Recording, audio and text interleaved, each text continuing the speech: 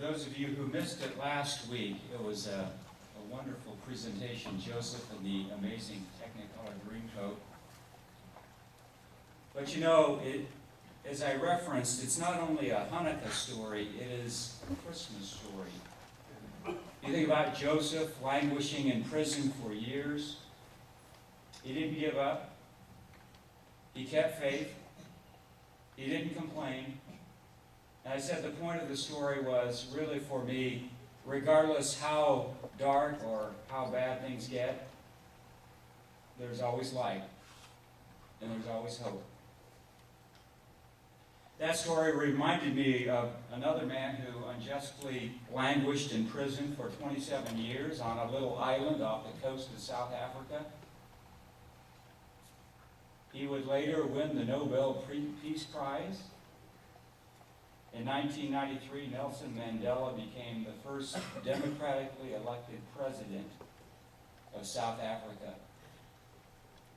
He was accused of being a saboteur and a terrorist.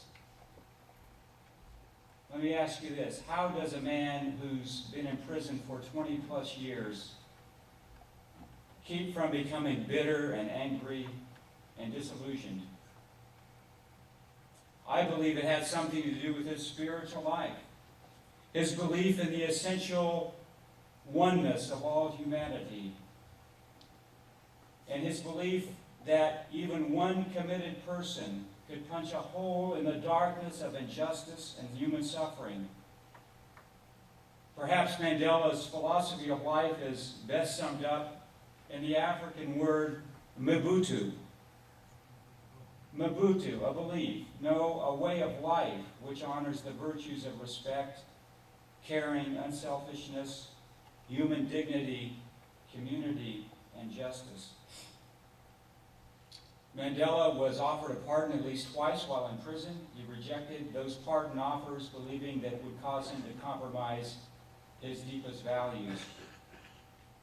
And when he was finally released, his message was one of reconciliation and nonviolence, bringing the people of South Africa together in the spirit of his mentor Mahatma Gandhi and in the spirit of Mabutu, a way of life which treats every woman as a sister and every man as a brother.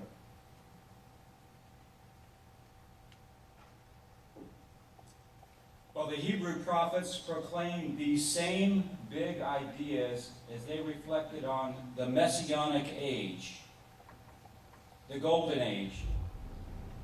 Even in the worst of times, they envisioned the best of times. The people of Israel were oppressed. They were sandwiched between ambitious and huge empires. They were afflicted for thousands of years. There was much more darkness than light.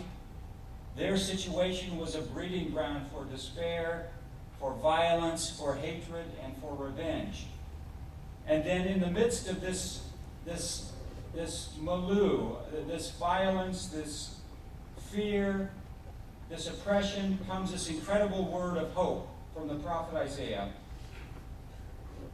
It is not what some people wanted to hear, what they hoped to hear. For some people, the Messianic age meant this warrior king coming to restore the political fortunes of Israel. But Isaiah proclaims the message anyway. Listen to what he said in the 2nd chapter of the book of Isaiah.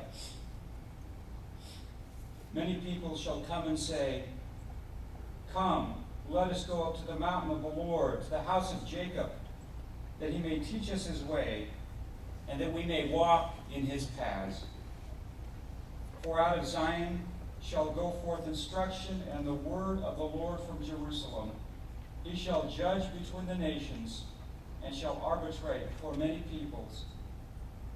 They shall beat their swords into plowshares and their spears into pruning hooks.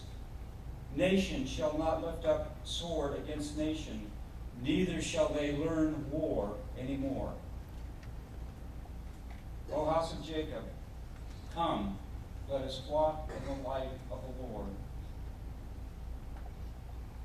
My friends, I believe this is just as incredible a message 3,000 years later as it was in the time of Isaiah. You see, we have become the masters of war. War is the science of the 21st century. At least Muslims, in theory, only justify defensive war. But we in the Christian West have developed the doctrine of preemptive war.